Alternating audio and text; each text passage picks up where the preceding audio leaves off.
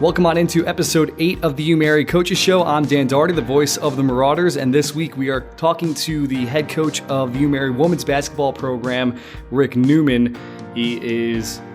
Rick joined UMary as an assistant coach for the women's basketball team back in 2003, and it is currently 2024. He's in his 13th season as the head coach of the women's basketball program. Last year was a really successful one for the Marauders. They made it all the way to the NSIC championship, but the top 3 scorers on that team all graduated. So it's an interesting year for the women's basketball program. They're off to a great start though. 1-0 with a win over Dickinson State, in which they had a player, Emily Yonke, hit 8 3-pointers, one short of the UMary program record. So I talked to Rick about this transitionary year of sorts and much more of his thoughts on basketball. So without further ado, here is head women's basketball coach Rick Neumann. Joining us now on the UMary Coaches Show is the head coach of UMary women's basketball, Rick Neumann. And Rick, I'd like to start these with getting to know the coaches. You've been here for 20 years. You're a basketball junkie. What got you into the sport initially? Oh, that's a great question, Dan. Thanks, first of all, for having me. It's a pleasure to be with you tonight. I think growing up, played every sport in small town, rural North Dakota and Pheasant, North Dakota. Played every sport, and just some of my mentors or some of the people that I just enjoyed being around were my high school coaches. And it just made me think like, hey, this is something I think I want to do. And, when you're in small town and you kind of have to play everything and, you're looking at a 5'10" guy who's playing post position for his high school basketball team. It took 1 3-pointer my entire basketball career, right? But I went up. This is the funny part about it. I went up against the likes of Jim Kleinsasser, who was an NFL star for the Vikings. He was from right down the road in Carrington. And I actually played baseball with and basketball against Travis Hafner from Sykeston, North Dakota, who ended up playing in the MLB world for both the Indians and the Yankees. So it just, sports has been a part of my blood and something I knew I wanted to do. But obviously when I got to college, I thought, okay, what are we going to do? And baseball, football, basketball, they were all loves of mine. And it just so happened that I had an opportunity when I was in college to start helping out a local high school team, St. Mary's Central High School. I was taking basketball methods out here, and legendary coach Al Borkey was teaching the class. And after the class, he came up and said, Rick, I got something maybe that you'd be interested in. I got a call from Gerald Vetter at St. Mary's High School, and he's looking for either a freshman or a sophomore coach. And boy, at the time I was thinking, what else do I have to do? And so I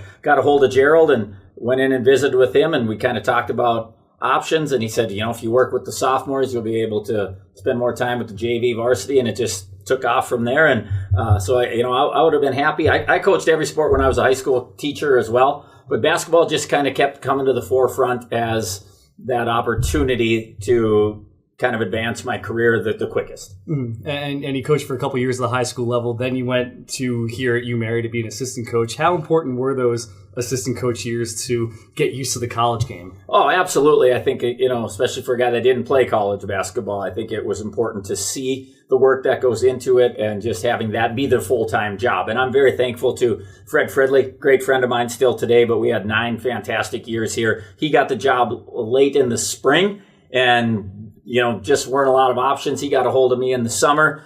And fortunately, I think for me, Dan, is UMary wasn't paying assistant coaches then. So I had another job that I was able to find on campus, and that job allowed me to coach. And so I worked for free for a couple of years, but I didn't have to go through, the necessary grind level that you always hear about of either volunteer or GA. Like I started my tenure as an assistant coach, right? Like the top assistant coach for a very successful women's basketball program then at the NAIA level. But like I said, I still was doing it for free. Mm-hmm. Yeah, and you mentioned Fred. You're now coaching his daughter, Eden, which is like a nice full circle moment. Is Fred giving you more advice now these days, now that Eden's on the team? Fred is first and foremost a dad, right? Mm-hmm. And second, he's a friend of mine. And I'm sure we're going to have some discussions. But, we've obviously stayed in touch. We, frequent lunch guests throughout these last, 12 years of my time out here. He's always texting me a little flex emoji when we win, and he's been watching games. And it's a joy to coach Eden. And I remember her, just being really little and being kind to my girls when they were young and all being together on road trips and enjoying basketball at Disneyland and Disney World. And it is fun. And I'm glad Eden's a really good player. And I think that's going to help things. But it's just a pleasure to see, just how our friendship can grow to a new level now with with him being back at the helm, and being just really an active part of our program. Mm-hmm. And what's made UMary such a perfect spot for you that you've stayed here for 2 decades? Well, starting out as when I came to school here in 1994, it's just felt like home. It's community. It's the people here that make it great. And being here, I think the old saying, when you're looking for a job, when you find that job and it's someplace that you love, you'll never work another day in your life. And that's what I feel about UMary. Just the constant interaction with the faculty, with the support staff, with just everyone around. It's been great. I've been very fortunate that in my time as an assistant and a head coach, we've had some sustained success out here, which has allowed me to keep this job. But I've never searched for anything else. I do, going back to Fred, I always tell Fred, you're a lucky guy because I worked for you for 9 years. And if you were in your 21st year at UMary, I'd probably be in my 21st year as your assistant coach because I've, fell in love, got married, raising a family here. Like, this is home to me, but it's the people, it's the community, it's the Sisters of Annunciation Monastery. They were some of my favorite teachers when I was a student. Now they're our biggest fans. And I just feel like the Catholic identity fits who I am as a person. And it's just a joy to be out here every day. You mentioned how it's been a successful program for these years under you. Last year was one of the more successful years, made it to the NSIC championship, but that sets up kind of a transitionary year. This year, you lose your top 3 players, and it's a pretty young team. So how do you balance the expectations of you wanted to get back to the NSIC championship, but reality is it's a young team. It's going to be tough. The road is tough to get there. Yeah, I think there's a little bit of a new vibe, a new energy. It's such a weird team because we're clearly divided. We have 4 seniors who have played for us forever, right? 3 of them have played a ton. 4 have been in our program. Zoe Veldy is a coach on the floor for us, even though she hasn't seen the minutes that, I know she, obviously everybody wants to play, but she's as integral to our team as possible. But Riley, Wacha, Mohakim, Addie Roselle, they've been playing consistent minutes. We added a grad transfer this year, but those 4 have been with me forever. I recruited them during the COVID year, so I feel like our bond is even greater because we actually had more time to recruit. So I got to know them better, and I think that's what makes this year fun. But then we drop off where we have one junior, Cassie Erickson, who has yet to crack the rotation, but is really close, and then everyone else is new. Bergen Kinnerbrew as a true sophomore played about 20 minutes a game for us as our first or second person off the bench. But after that, the next 7 kids that are playing for us, this is their first time ever bouncing a ball in a game for UMary. But those young kids can cook. Like, they are really talented. And so it's exciting to know that everything is new for them. I mean, everything we do, from any routine of practice to scouting reports to getting ready to go on the excitement of our first real road trip and just thinking about all things. And then you combine that with the newness of our staff. I mean, Haley Freilich is doing a great job, but she's in her first year for us, right? And so she's learning about Marauders basketball. She played in the Northern Sun a few years ago, but it's new for her too. And then, one thing that has been a comfort for me is having Megan Zander and Mariah McKeever as our other assistant coaches this year. Just having those guys be through the wars of the Northern Sun and the successful season that we had last year. They're really that bridge between the players and me, and just kind of helping me remember, because when you start to have an assistant coach in what I always say around here, at least your second year, everything's better in year 2, they really start to do a lot of things. And so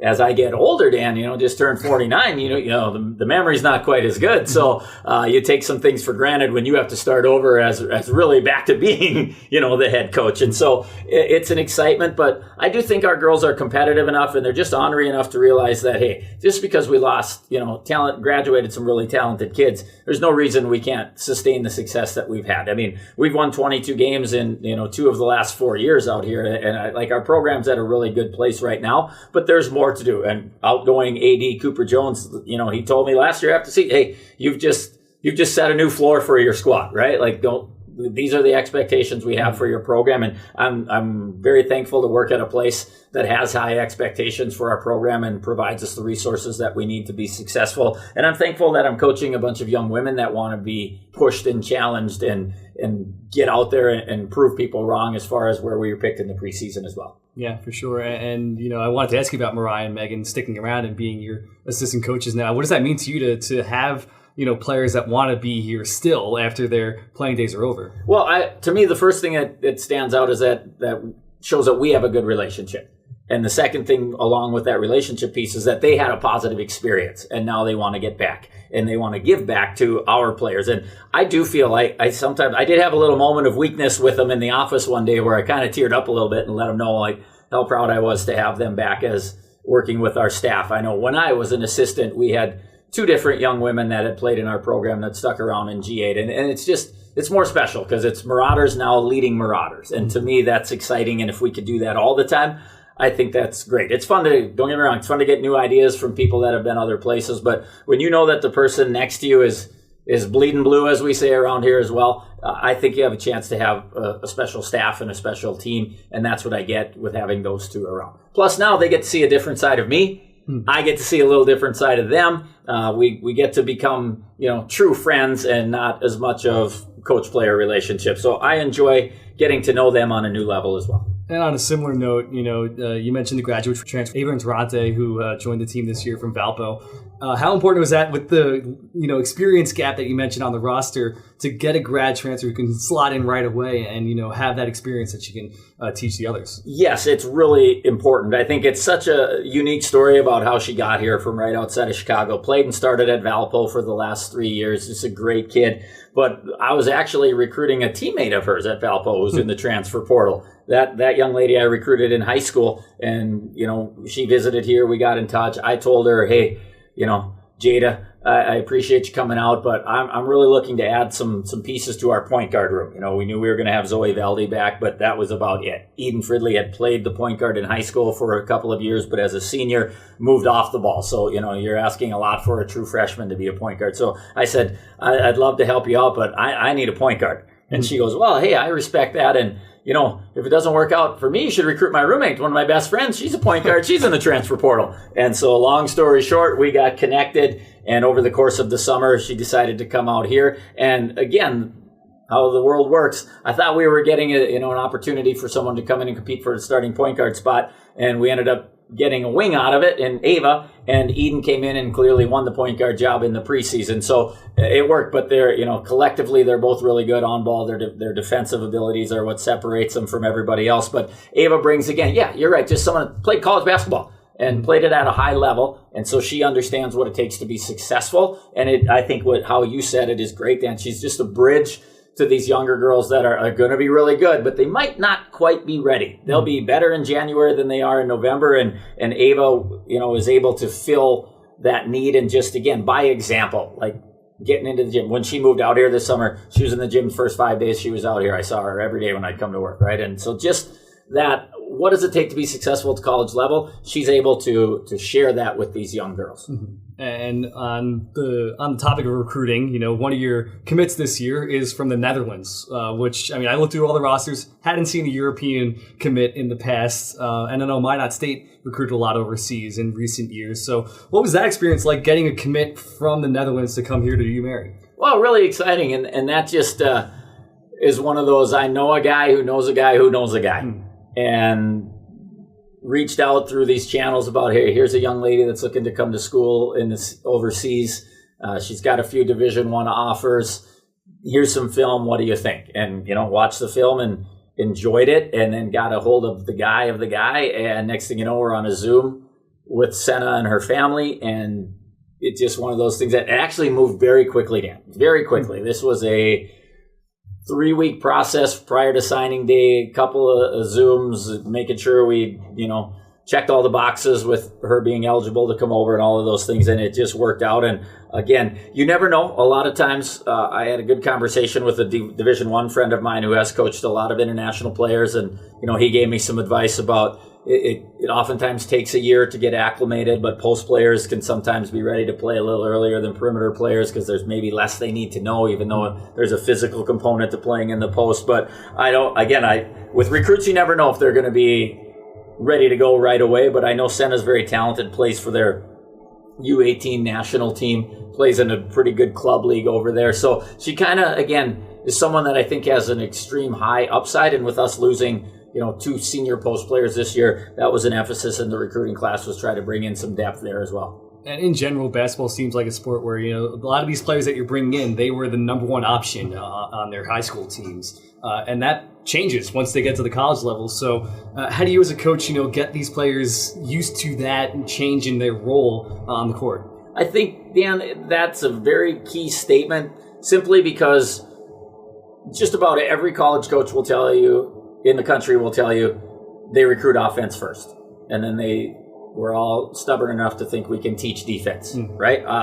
There's been maybe one or two kids that have been a defensive first type of player that I've recruited myself. So from that standpoint, that's exactly what you're dealing with.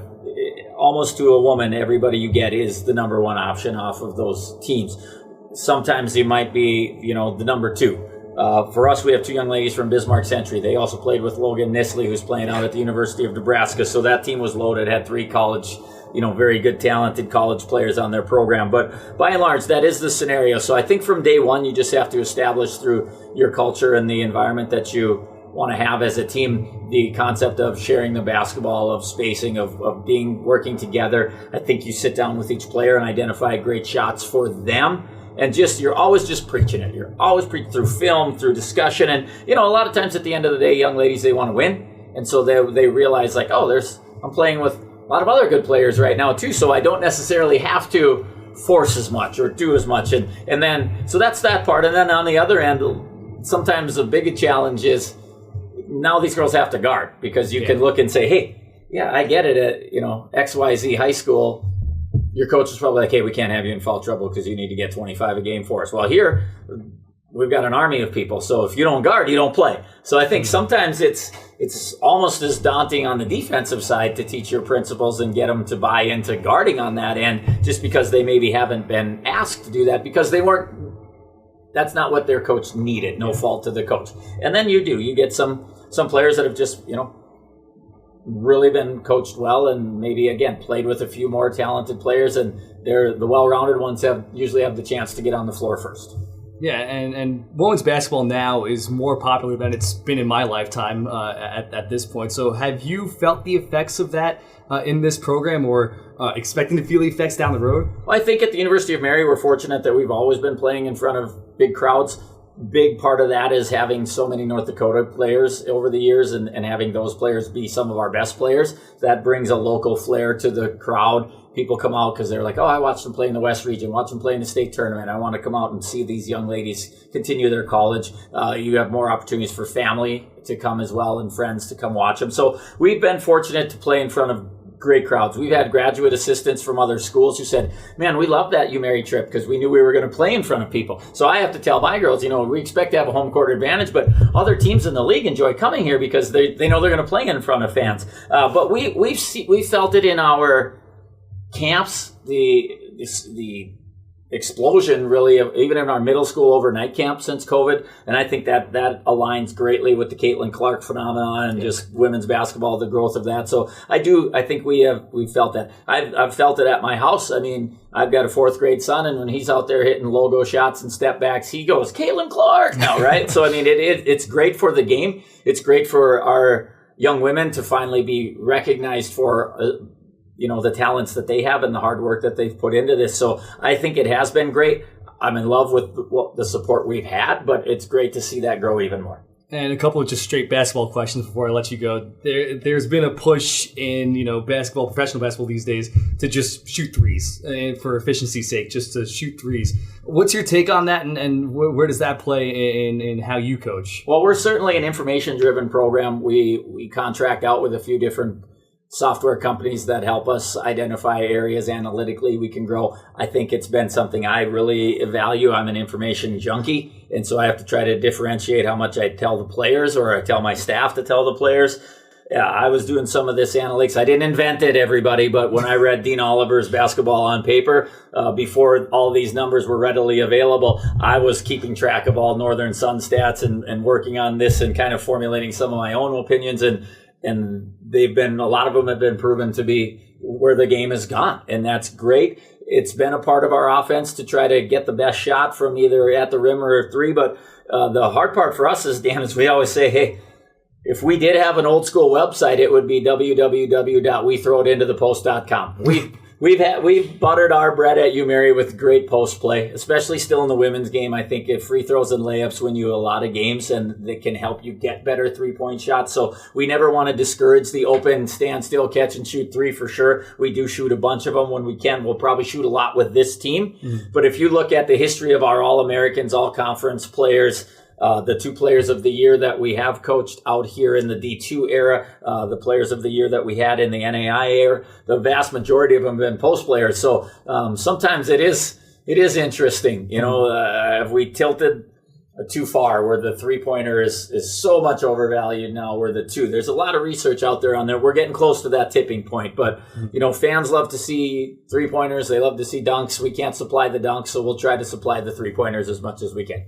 And also, what's your balance between, having set plays and just letting your players' talent speak for themselves? Absolutely. What a great question. I think it's important that you have some set plays in your arsenal so that you can get the right player, the right shot from the right spot at the right time. Just look at our first game of the year against Dickinson when Emily Yankee was going crazy from 3. Well, we're going deep in the bag with all the sets that we have, and I didn't want to put any of those on film, Dan, and now they're out there. But we had to go to them because we wanted her to get buckets for us, and it was a close game, and it was great. But for us, we've traditionally been a conceptual offense. Try to play as fast as we can, relative to how well we can take care of the basketball. We want to get up and down. We're traditionally in the top 2 or 3 in the Northern Sun in pace of play. So that is important to us. But we certainly have the ability, because again, I've always believed this too, is regardless of how fast you play, right? Whether you're the Grinnell system or, old LMU, Hank Gathers, Bo Kimball, up and down Loyola Marymount, or you're the Showtime Lakers in the 80s.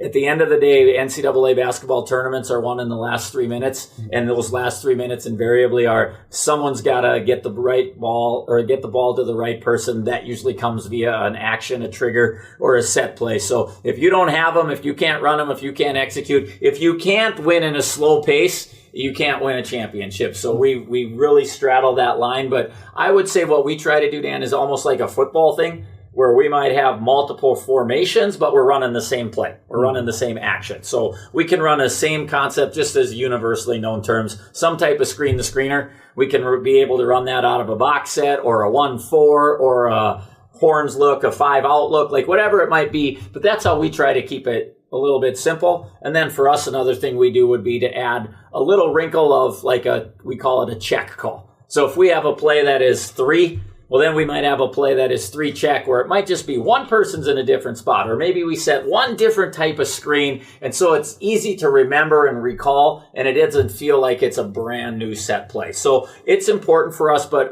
at the end of the day, if we can just get up and down and wear people out and use the depth that we have to our advantage, that's how we enjoy playing. And last but not least, how can people support your program?